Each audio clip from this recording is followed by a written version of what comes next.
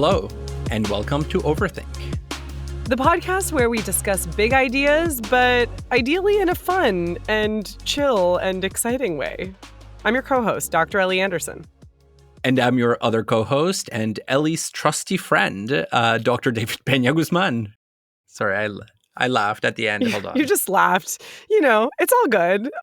You can laugh at your own name, David. This is the third episode of our series on the senses, which you can totally listen to separately. You don't need to listen to them in order. I will say this one feels kind of special, though, since podcasting is an auditory medium. We love hearing at Overthink. Hear us, hear you. We do. So I read a book years ago about how one of the major detracting factors to people's happiness is noise pollution. And you know, I absolutely hate vague references to books without citations, but I cannot for the life of me remember where I read this. It was probably a positive psychology book on happiness because I was really into those in college. Yeah, you really do hate those references without books. For our listeners, I'm not allowed to talk about an idea if I cannot locate the book on this podcast. It is the bane of my existence. You're allowed to talk about your own ideas. I just don't like it when it's like research shows and we can't cite 1 to 5 ideally studies on the research that is showing that, right? Well, either way, I'm happy that you're coming over to the dark side and mentioning ideas without having a citation for them, Ellie. I think we're making progress here. I can't believe you want to just stand by that, David. Let yourself be the co-host who likes to say shit without backing things up. Don't forget, we are both academics and presumably thus have a deep investment in research ethics. And we do. We just don't have the same citational practices, and that's different. And I will stand by that. Now, your comment about noise pollution is hitting really close to home right now for me on a personal level because I just moved to a new neighborhood in San Francisco. I now live in the Tenderloin, which is the noisiest neighborhood in the Bay Area. For a few days, actually for a few weeks, I've been having difficulty sleeping and even recording. If you listen to some of those YouTube interviews, you can hear the ambulances just rushing past my house because I am on an ambulance pathway. And so I'm really polluted by noise at this moment. David, I have been having my own struggles lately with this, and I'm sorry you're dealing with that, not to like suddenly just jump on that with my own example. But this also feels close to home because there is major construction going on next door to my house right now, and I curse it every day as I'm trying to focus on my work. Like, I wasn't even getting relief from earplugs. So I took to loudly listening to music while working, which I never do. I really like working in silence for the most part. But I just put on the first thing that I found on Spotify, which, because my parents share my Spotify account, was medieval church music written by Hildegard of Bingen. So now I'm also experimenting with different kinds of music and noise. So for starters, I started putting a white noise machine on at night to drown out the noise from the outside. And that has made a significant difference. Although I am a little bit burnt because I have been socially roasted multiple times for revealing that I listen to white noise at the gym instead of like clubby, pumpy music. And my friends, all around, they all think I'm a sociopath because I'm just working out and doing exercise to but I find it really relaxing. I find it very calming.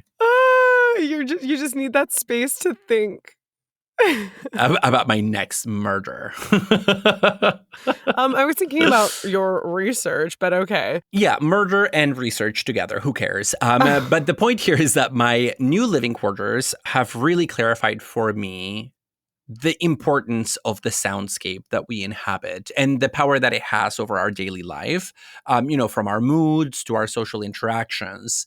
And I also ran into research showing that noise is one of the most important determinants for student success. So students who live in noisier neighborhoods statistically perform less well than their peers who come from quieter neighborhoods, because that's usually a marker of class. Yeah. And, not only because noise puts one on edge, but also because it is an unremitting distractor that takes you out of your focused study or your exam or just thinking about a problem. And so students in these noisier neighborhoods, according to this research, just can't focus on their homework as well. And so they eventually start internalizing their low performance as I must be a bad student. So then that sensorial pollution or overload becomes a psychological polluter. And, obviously, again, like I said, there are clear class components here because it's usually members of the working class that live in the noisier corners Yeah. of the urban space. Yeah. And I think indeed, one hallmark of modern life is that many of us, especially urban dwellers, are constantly surrounded by sound, and the ability to escape that sound is a privilege.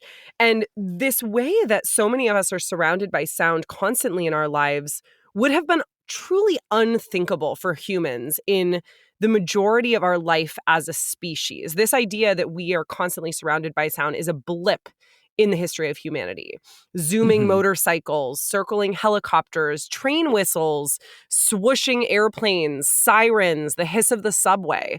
We are subject to constant noise, not to mention the devices of many of our homes, including, say, the buzz of the refrigerator or the gush of the air conditioner. If you have a cheap window unit like I do, it's really, really loud. I can't even watch TV and have my AC on at the same time. But maybe if I had a fancier air conditioner, it would be quieter. Well, and the deafening silence that you suddenly become aware of retroactively when the AC goes off, where you're like, oh, I thought it was silent before, but now I'm realizing how much noise I was being, how much it was distracting me without me realizing, just like barely below the threshold of conscious awareness.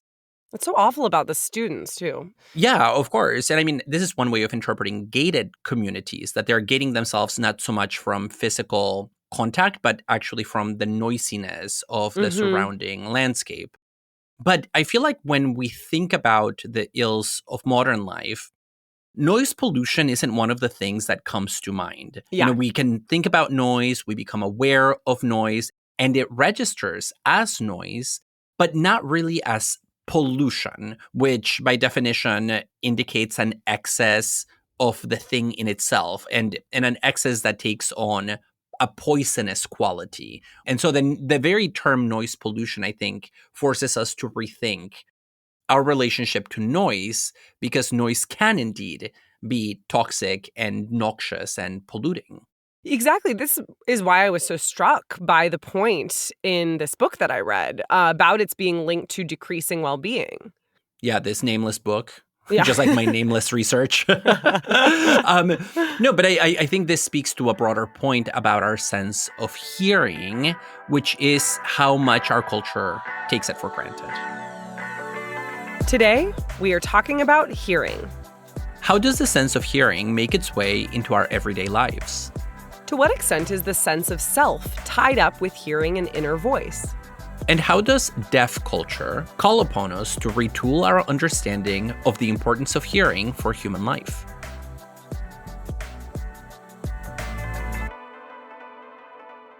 As we discussed with noise pollution, one of the things that seems really important about hearing is that we have a very limited ability to shut out sounds, if we can shut them out at all. And because of this, hearing is sometimes considered the most passive of the senses. If I don't want to see something, I can just close my eyes. If I don't want to taste something, I can refuse to open my mouth or plug my nose. But the sound of the buzzsaw just besieges me. Let alone the sound of a ringing in my ear that I just can't seem to shake. Oh, yes. I read a paper on tinnitus, actually, in preparation for this episode, which talks about how tinnitus is associated with anxiety and fatigue because it forces someone to be constantly vigilant and worry that not only will the ringing in their ears continue, but get even worse. So it's not just about the actual annoyance of the ear ringing, but it's about the worry about what that means for the future. Wait, can I ask you a question about this research? Because is it that tinnitus is caused by anxiety and fatigue, or is it that anxiety and fatigue make a ringing in your ear not go away and it becomes constant because then you're thinking about it all the time? Neither. The etiology is unclear, so we don't exactly know what causes tinnitus, but the idea is that if you have tinnitus, you are more likely to have anxiety and fatigue. I see. there is some suggestion that those who are predisposed to anxiety may be more likely to develop tinnitus. But the point is really that if you have tinnitus, it's going to cause anxiety and fatigue for you. This is now reminding me of the article that we discussed in our episode on vision, the Hans Jonas article, The Nobility of Sight. One of the things that he says there is that because hearing is relatively passive, the most that we can do is decide whether to be in a state of attentive readiness about sound, because otherwise we have zero control. In hearing, we are entirely dependent on something external that is outside our control. And that basically means that we can't choose the object of auditory experience in the same way that we can choose the objects of visual experience. So again, when I look at a field, I can let my eyes move this way and that way. But when I hear a soundscape, my ears cannot wander. Our ears, at some point, he says, are at the mercy of environmental action. And he says that this action intrudes upon us without asking and decides for us what is going to be the most salient object of our auditory perception. Yeah. So I hadn't thought about that way. Like when I'm at a restaurant, for instance, I can to some extent choose to zone in on another person's conversation as opposed to just the din of the restaurant or the sound of clinking glasses because I want to overhear what they're saying. But if they're super, super loud, then I have no choice but to listen to them. There's a point at which, like you said, the environment chooses the sound that I have to listen to. Same with the buzzsaw, right? Or the ambulance in your case. Yeah, and I think this is a really good point because it adds a corrective to this interpretation of hearing as the most passive of the senses or as entirely passive, because it does mean that we have a basic form of control, some kind of zoom function with the ears, right? Like you can zoom in on a conversation happening somewhere else, or you can zoom out of that conversation with the ears. But in general, I think the point stands that we have a weaker sense of agency and voluntary control when it comes to sensory input in the case of hearing. So even if we can selectively attend to certain sounds, we simply cannot not hear a sudden sound in our environment, right? A glass breaks in the restaurant, you have to hear it. You can't not. Yeah, and this sounds like something that one of the thinkers that we talked about in our touch episode discusses in the book, The Five Senses. And this is the thinker whom we were calling in that episode Michel Serres, because I thought Serres is how you pronounced it. And as it turns out, it's one of those weird French names that's from the southwestern region of France, the region closest to Spain. And I find that a lot of names from that region, I don't know how to pronounce in French, even though I speak French. And so I was thinking that it was pronounced like Serres, but it turns out it's actually pronounced like Serre. Anyway, this is a digression, but mea culpa with the pronounce of Michel Serres' name. For what it's worth, I also said Serres. I always have said that. So I think we're both equally out of the loop. It really looks to me, as a French speaker, like it would be pronounced Serres. So apologies. I'm going to say Michel Serres now. Serres says that vision provides a presence, whereas sound does not. And this would be another main difference between hearing and the other senses. So the other senses, like vision and touch, give us presences and objects. But hearing gives us traces and events. The ontology is so much spookier. Oh my gosh, yes. Traces and events as opposed to, what did you say? Objects and presences. Yeah, objects and presences. Well, and it's not just the ontology that is a little bit spookier, to use your term. It's the process whereby sounds become hearing that is a little bit spooky in itself, because hearing, the act of hearing, happens in 3 stages. Okay. First, you have the outer ear that has a very funny shape, this kind of vortex of flesh, and it acts as a funnel for sound. So it whirlwinds the sound into the inner ear. Then the sound reaches the eardrum, and the eardrum moves a little bone that then moves another little bone that then moves another little bone.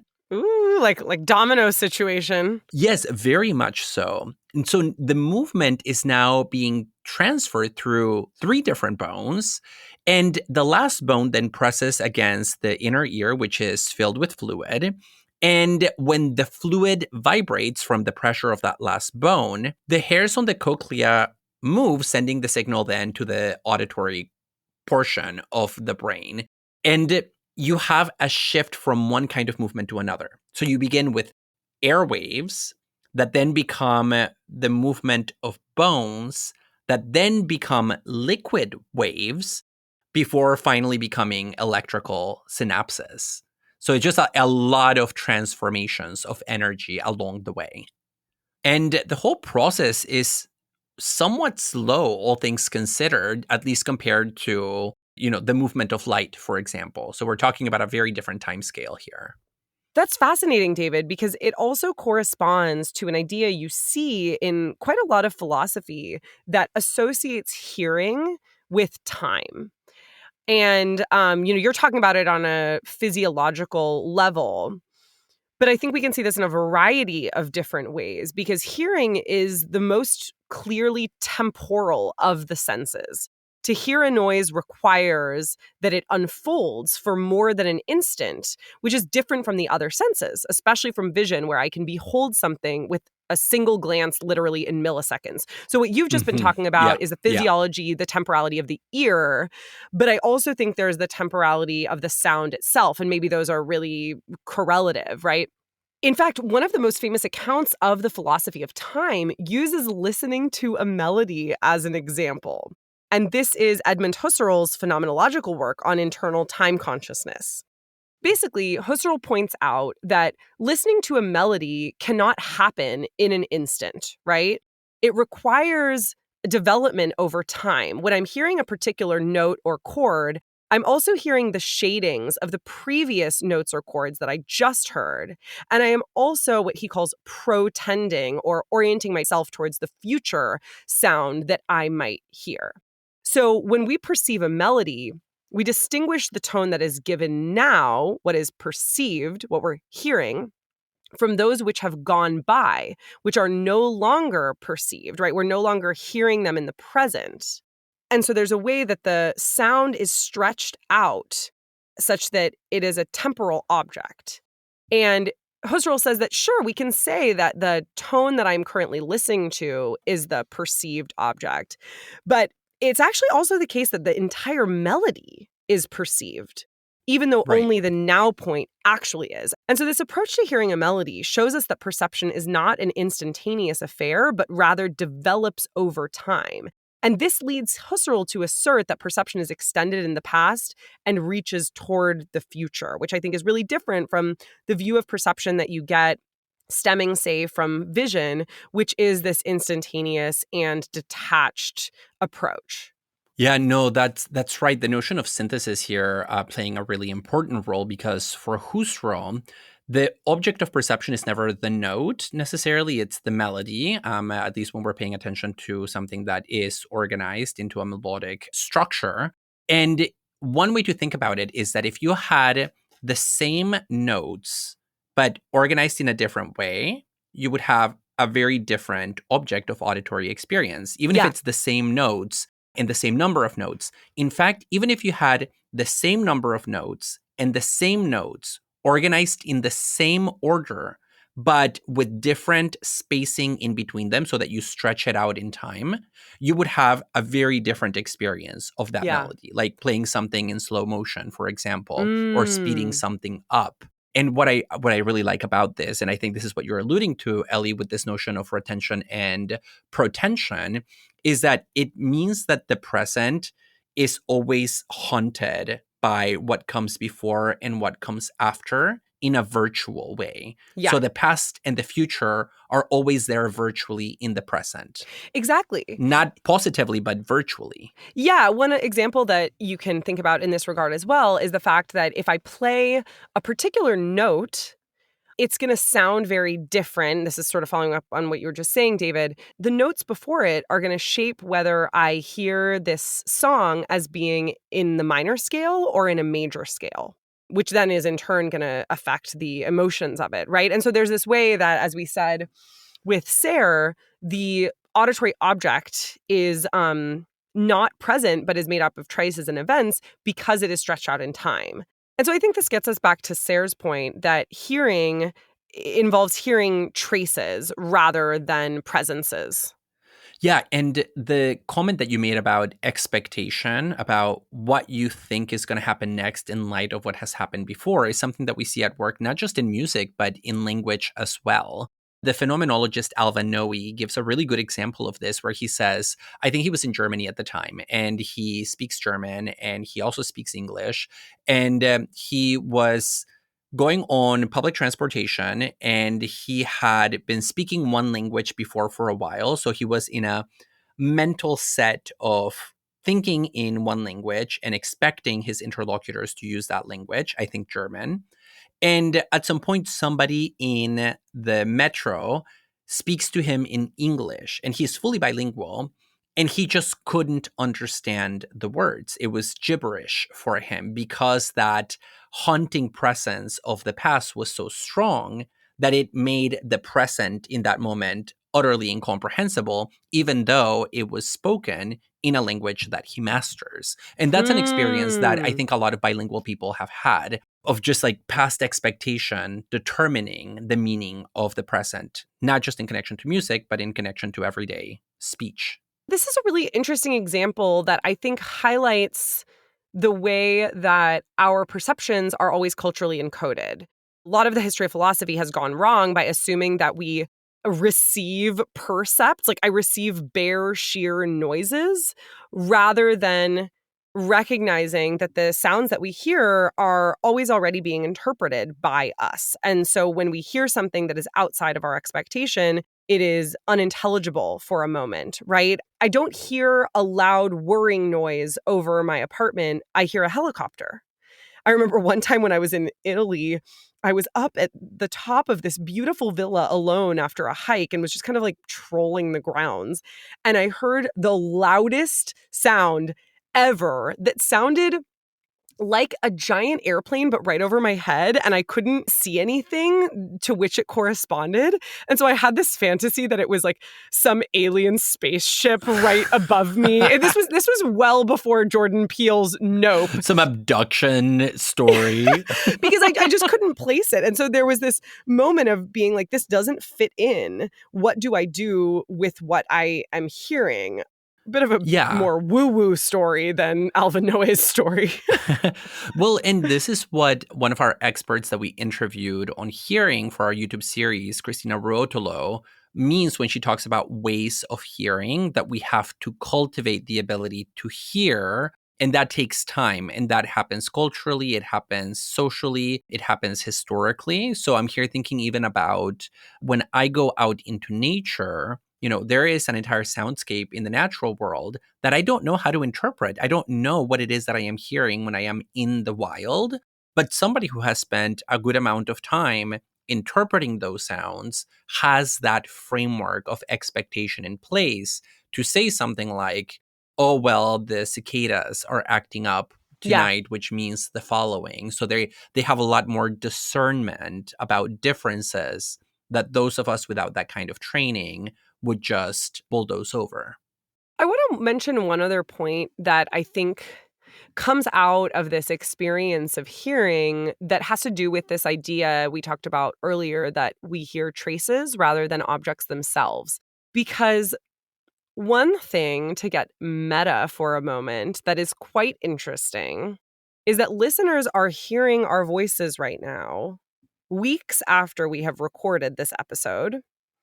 And you and I, David, contrary to what listeners may be picturing, you might be thinking about us in the same room, we are hundreds of miles apart.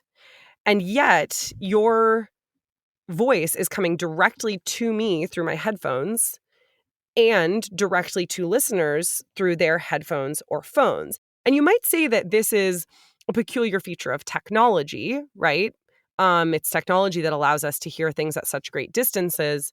But I think that those technological advances that we've seen in the past 100 or 150 years regarding sound, the invention of the phonograph, of the telephone, of CD players, of headphones, all kinds of auditory technological advancements have been enabled precisely by the fact that hearing is a distal sense, that it allows us to relate not in terms of a present object, but in terms of what Sarah is going to call traces.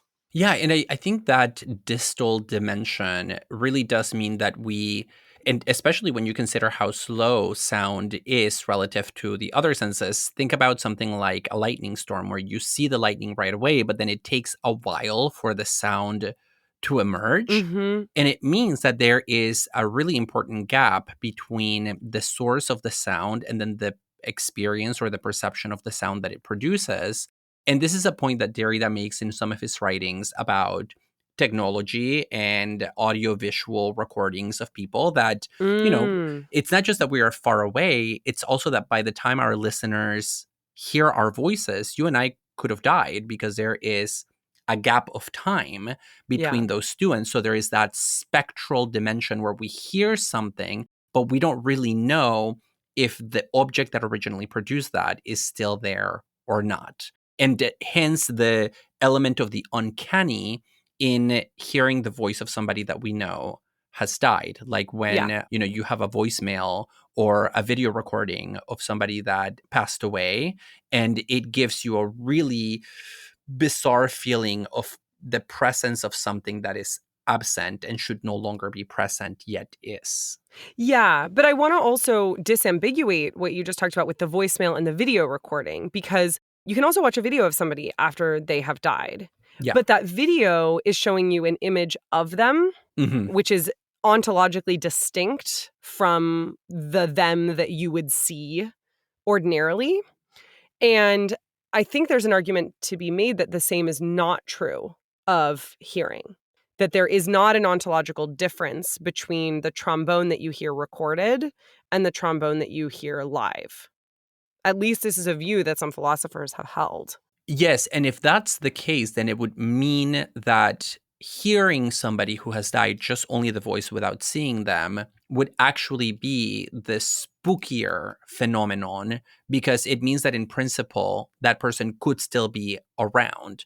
And I think this ontological difference can be understood in terms of our experience of causality at the level of perception. So when I see a person, the image of a person, and hear the sound, I immediately make a connection between that image and the sound in terms of cause and effect. Whatever that object, that the person that is depicted is making the sound that I am hearing. But when we only have the sound without any visual correlate, we have the effect, but we don't have the cause. And so it means that there is a causeless effect just floating around. And that ambiguity about what truly caused the sound adds an element of indeterminacy to our experience of sound, making it ontologically distinct, as you said.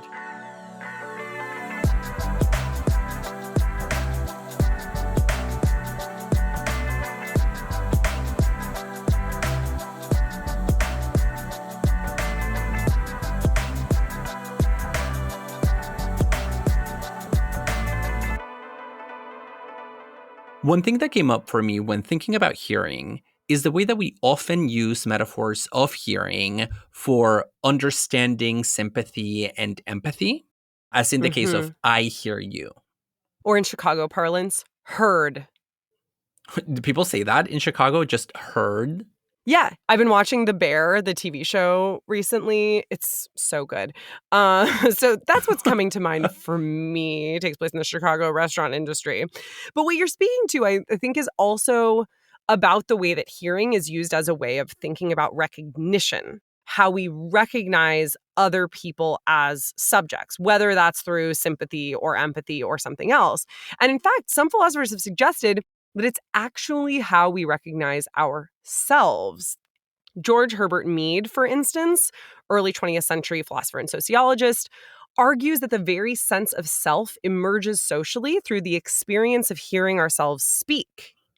Oh, whoa. So it is that in speaking, we come to know that we are agents because we see the effects of our own activity?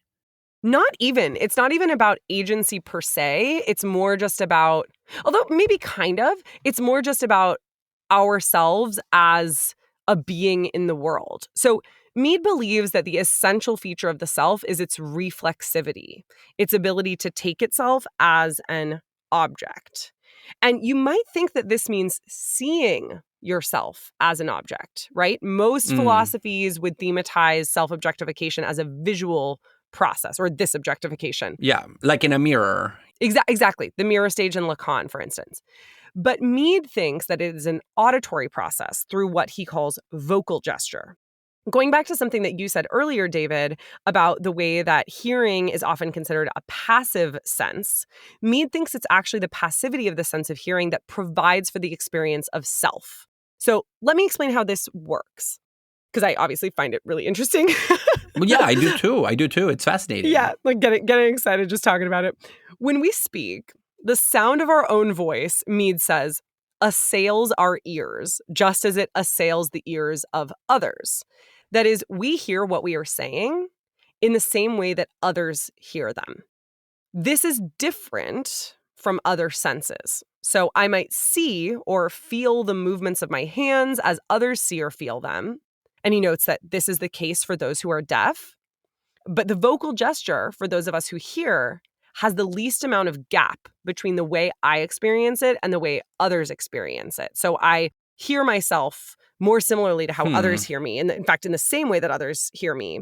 Whereas I don't see myself or touch myself in quite the same way that others see or touch me. And this means that for Mead, the vocal gesture has provided the medium of social organization in human society above all, because it so deeply organizes not only our relations to others, but actually our relation to ourselves, such that a self emerges out of it. Yeah, no, and if the self emerges out of it, then definitely would have to be considered fundamental. Although I have to say I find this view a little bit bizarre. Oh, yeah, it's for sure bizarre. I mean, but it's intuitive, right? I think a lot of people talk about there being an inner voice and hearing oneself speak as maybe the development of that inner voice that then can happen on its own without externalization over time. But what's bizarre for me about this claim is the idea that we hear ourselves in the same way that other people hear us. And whenever I think about recognition, I always want to think about the role that misrecognition plays in that logic of self-recognition, because I do think that there's always an element of misrecognition that is at the core of subjectivity. And this is something that we have talked about in connection to the mirror stage, in connection to vision, right? That when you look at a mirror, you recognize yourself, but there's always something off. In that case, the mirror is inverted, and so we always have this element of misrecognition where something doesn't match. And I think that that misrecognition also happens at the level of auditory experience and hearing oneself speak, which is why most people, when they hear a recording of their own voice, hate the way they sound, even though other people say that's exactly what you sound to us. That's your voice. So I think that voice that we hear, maybe because of the closeness of our mouth to our ear and because it resonates inside our head, is actually fundamentally different than the way other people hear us. There is that gap between our inner voice and our outer voice. But for the record, I also just don't really love the notion of thinking of the self as having this inner speech. That's just not the way I think about experience. No, but the whole point is that it doesn't have this inner speech. The whole point is that there's no difference between the speech that one is saying and what others are hearing, that there's no gap there. I think I don't personally experience the hatred of hearing my own voice that others do. And maybe that's just because we have to listen to ourselves all the time as we're, spot checking our episodes before they get released.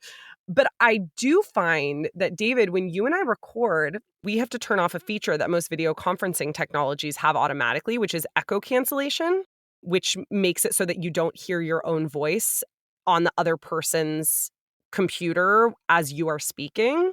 And you and I, because we have this feature off, unless we're wearing headphones, when we're on video together, we hear our own voices just like a split second after we speak. Yes, an echo, yes. And it is so frustrating for both of us. Drives me to murder. It's impossible. That's how bad it is, yes. No, but I mean, so I wonder the extent to which Mead's model of us hearing ourselves speak might not actually be better understood in terms of the automatic cancellation of the voice for us. I think maybe our brain, I don't know if this is true now. I'm like full on speculating, but I wonder whether it's not that we hear ourselves speak, it's actually that we tune out what we put out. So the brain knows the difference between sounds that are Yes. outside of our control versus those that are generated internally. Totally. Yeah, I think that does get overlooked in Mead's account. And so I'm not sure that I buy the idea that I really hear my own voice, let alone that I hear it in the same way that others hear it. And I'm here reminded of a claim Wittgenstein says. He thinks that our relationship to our own words that we utter is totally different from other people's words. And he even doubts that we hear ourselves at all. There is no such thing as hearing my own voice back to me. I think that might be right in the sense that it is so disorienting for us to hear the echo of our own voice when we are actually speaking. I think that suggests that it's not normal. It's not a normal experience, right? So I'm personally really compelled by Mead's claim that the self emerges socially when we take a perspective on ourselves as an object. But I might buy the philosopher Karen Hansen's criticism that it's not the vocal gesture that really succeeds in doing this for us.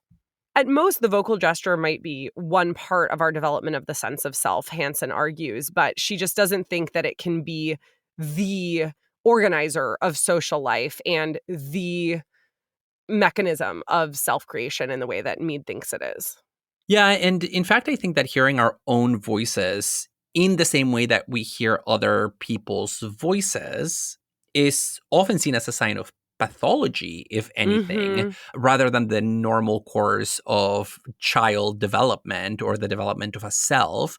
So, for example, thinking that you hear another voice when it's your own voice is a hallmark in the diagnosis of schizophrenia. Indeed, researchers have argued that schizophrenia involves a disruption of the self whereby one fails to recognize one's own activities, including inner speech or voices, as one's own. The psychologist Christopher Frith has some quite influential work on the idea that schizophrenia has to do with a breakdown of self-monitoring. So we might say then that non-pathological experience involves recognizing one's own voice in a different way than one recognizes the voices of others, which is kind of the opposite of Mead's view. Although it's also different from what you said a moment ago, David, which is just that we don't hear our own voices at all, right? But either way, whether we're not hearing our own voices at all or whether we're recognizing them differently from the way that we recognize the voices of others, I think the point here would be that what happens when we fail to recognize our voice as our own is that we end up thinking it's coming from outside us. Yeah. No, and I think that view of schizophrenia as a disruption of the inner voice, or rather the projection of our inner voice onto an external source, is pretty common. And it just shows how closely tied hearing or listening seem to be with our sense of self, especially in the medical imaginary. But I read an article on schizophrenia that argues that this inner speech model of schizophrenia is precisely the wrong way to think about the phenomenon. Now, the article is called Stop, Look, and Listen. And the authors basically argue that if you stop, look, and listen to the phenomenon of schizophrenia, you realize that this so-called inner voice is not really there at all, because when we're just going through our everyday life, it's not as if we really have an inherently linguistic flow of experience, right? It's not as if I look at the tree and a little voice in my head says, "This is a tree." And then I turn a little bit to the side and I see a dog running. And then I have a thought in linguistic form that says, "The dog is running." It's not that there is language unfolding in my head. And if that's the case, that's not happening, the authors say we need to no longer rely on the inner speech model for thinking about schizophrenia. And instead of thinking that schizophrenia is basically a misattribution of my inner speech onto an external source, which thereby creates strange voices, we should think about schizophrenia more as a disruption of the logic of self-experience. And the way they talk about it is in terms of a form of hyper-reflexivity. We become hyper-reflexive when Huh. schizophrenia enters the scene. Almost as if we are not failing to objectify ourselves, but objectifying ourselves too much. That's exactly right. Normally, there are a lot of processes that are going on to prop up our sense of self. And these are processes that we don't need to think about explicitly. They're just in the background, they're on autopilot. And they need to be in the background. But in schizophrenia, all these implicit processes suddenly get pushed to the foreground and we start thinking about them too much. We become fixated on them, and that creates a pathological rumination loop. We just get stuck on thinking about these background processes and we start basically overthinking our subjectivity. So Overthinking, a word we often like here. and they use a really interesting example, like the basic bodily movements that are needed for making coffee in the morning. I get up, I reach for the coffee, and it's not as if I am really, I do those while I'm still half asleep, right? I don't need to think consciously, extend hand 20 centimeters to the left, pull down, push Yeah. on the top of the French press. Such that you're like talking to yourself or hearing yourself while you do that. Yes, exactly. And what happens in schizophrenia is that all those background movements then become the object of my attention. They become intentional objects, and I start focusing on them. And once I start thinking about them, it actually disrupts the natural flow of the movements themselves, and it sort of paralyzes me. And the way the authors talk about it is that this hyper-reflexivity means that we start experiencing our own bodies basically as a machine, and we start becoming alienated from our bodies. And eventually, this alienation makes us lose our sense of reality. Like, am I real if I have to think about all these movements that now seem unorganic and mechanical? Yeah, derealization. Yes, that derealization, Ellie, is what they say schizophrenia is at its core. It is an alienation of ourselves from our own subjectivity that creates the sense that nothing is real. Well, and it might be interesting to link this back to our earlier conversation about the temporality of hearing, although I do hear your point, David. Haha, I hear your point, that this model of schizophrenia is trying to push against the notion of schizophrenia as a disruption of inner speech specifically. But I still think there's a way that both inner speech and a sense of temporality are potentially disrupted here, right? And there's a hyper reflexivity that is taking you out of the flow of time. Yes, and the only lingering question there would be, to what extent are we committed to the notion that what is happening in the head is a kind of speech when we are going through everyday experience, as opposed to speech being a model that we project retroactively when we thematize our inner life. And my own sense is that speech is something that we project onto thought when we have to talk about what's happening, but it's not as if thought itself is linguistic.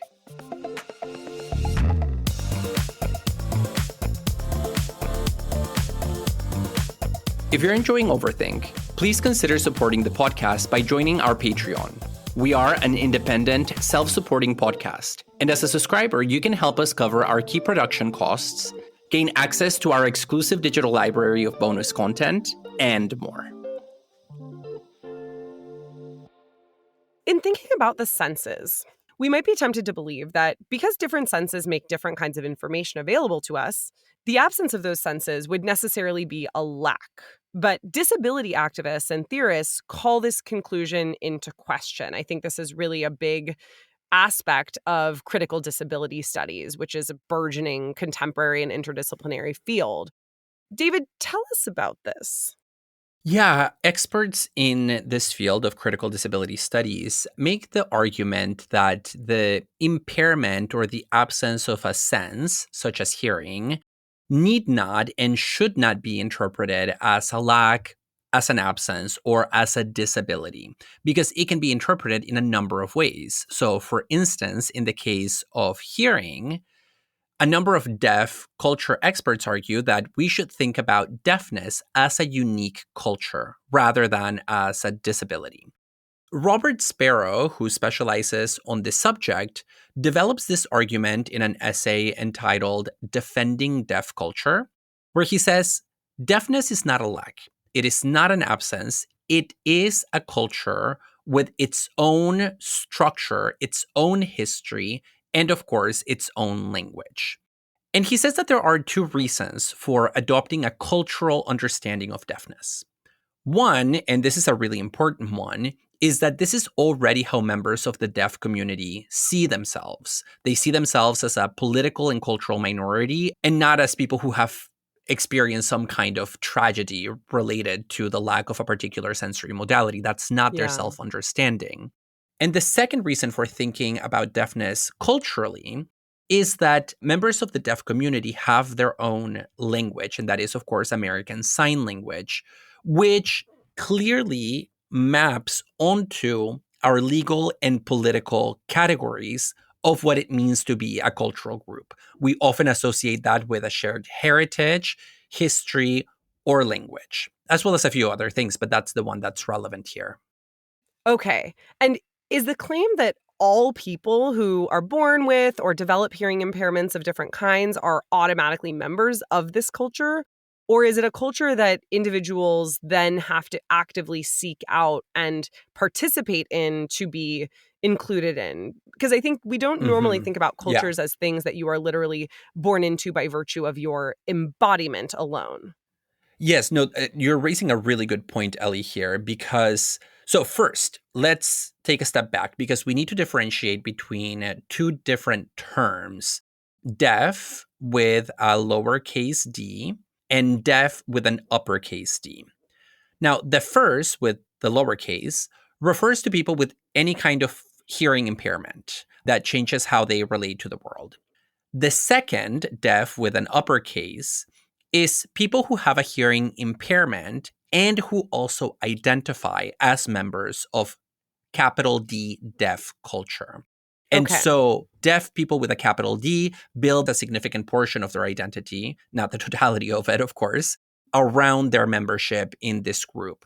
And so you are not automatically capital D deaf if you are born or become lowercase d deaf. But Sparrow does recognize that deaf culture is kind of unique relative to other cultures because it does have this biological component or this biological requirement that other cultures just don't have, right? You don't have to have any particular kind of embodiment to be French or to be Mexican, but there does have to be this requirement of some kind of hearing impairment for you to be a member of deaf culture. And it's also a little bit bizarre because typically cultural identity is passed vertically from parents to their kids, but that's not the case with deaf culture because the vast majority of people with hearing impairments, of deaf people, are born to hearing parents. And most hearing parents, they're not members of capital D deaf culture. Yeah, well, and you can have parents who don't hear and children who do, like in the case of Coda, that the movie came out, and this is part of deaf culture too, right? The children's of deaf adults. Yes, and that raises some questions about hearing people in deaf culture. But in that case, we would say that those people are born into deaf culture. But the other way around is the inverse. People who are deaf are not members of deaf culture, so they do have to go out and find it on their own, usually when they're already adults, although ideally before that. Yeah, and I think another way that we think about culture is in terms of shared experience, especially when that shared experience gets organized into habits and practices that are communal. And so those who are deaf have shared experiences of living in a world that has been built for the hearing. And these sets of shared experiences also give rise to cultural formations. So I recently saw a production of Oedipus from Deaf West Theater, which is this awesome theater company. I've been going to see their shows since I was a kid. that is comprised of some deaf actors and some hearing actors. And these productions tend to attract both a lot of people who are, part of the deaf community and people outside of it, such as myself. And the ways that they organize the theatrical performances are so fascinating. Like, for instance, they'll have some hearing actors who at certain times will speak, but at other times will sign, and there will be subtitles up above for those who don't speak ASL. Mm-hmm. And then there will be deaf actors who will sometimes utter a noise or say certain words or phrases, but then at other points sign. Sometimes they'll even have deaf actors and hearing actors paired one another. And so the hearing actor will be speaking while the deaf actor is signing or gesturing. And I think what you really see in the Deaf West production, such as this production of Oedipus, is that it doesn't feel like you are seeing a performance that is compensating for the fact that some of the actors and audience members have a, quote, lack, to go back to that absence model you talked about before, David. It really is this full and positive theatrical performance that is different in kind from the kind of performance that you would have of Oedipus if it were being done, in a more standard way that wasn't through this Deaf West production. And there's a whole set of possibilities, emotional possibilities of interpretation that open up by virtue of the particular structure of the Deaf West productions. Yeah, and I'm not familiar with this production company, but I suspect this could be an example of what Sparrow means when he says that deaf culture is a culture to a large extent because they have not just a language, but also shared institutions and shared cultural practices. Totally. That was kind of where I started with this. Yeah, and so let me share a quote here because I think it neatly encapsulates all of this. And just to keep things in perspective, Sparrow ultimately wants to say that the deaf community is not a subculture in the same way that hippies are a subculture of American culture. He wants to say that they are a standalone culture. They are a cultural unit. And so he has the following to say. He writes, unlike subcultures or even some ethnic cultures, deaf people possess their own distinct languages, each with a unique vocabulary and grammar. Deaf people also have a shared set of experiences relating to the consequences of deafness in a hearing culture, a shared history, and a distinct set of institutions. They have their own schools, clubs, meeting places, and even sporting competitions. The combination of the possession of a language and a set of institutions makes the claim of deaf culture a particularly strong one. And I'm struck by the end of that quote, David, where Sparrow says the claim of deaf culture is a particularly strong one. And so this suggests that there is a motivating force behind his piece, which is to, make the claim that deaf culture is a culture. And I think when we think about it that way, we can imagine what it might look like if deaf culture were recognized more as such within the, I don't want to say broader culture that we live in, because that's going to risk the idea of subculture that you just said is the wrong way of thinking about it. But maybe a kind of imbrication of cultures or an honoring of cultures within cultures without saying that they're subcultures. Because I think when one sees what a rich life deaf people have when society is organized with them in mind, whether it's through these schools, meeting places, sporting competitions, theatrical performances, a very different picture of deafness itself emerges. We don't see it as a gap or an absence of hearing, but rather as a mode of being. Yeah. And, even beyond that, it's not just that it's a mode of being that is not a lack, but it might be a mode of being that is actually a gain, like an objective benefit or plus. Okay. And there is a concept in critical disability studies called disability gain, which is about the personal and collective benefits that come with certain so-called disabilities. For instance, in the case of hearing, there is really exciting research showing that some of the gains of being deaf are tied to cognition and the use of ASL as one's mother tongue.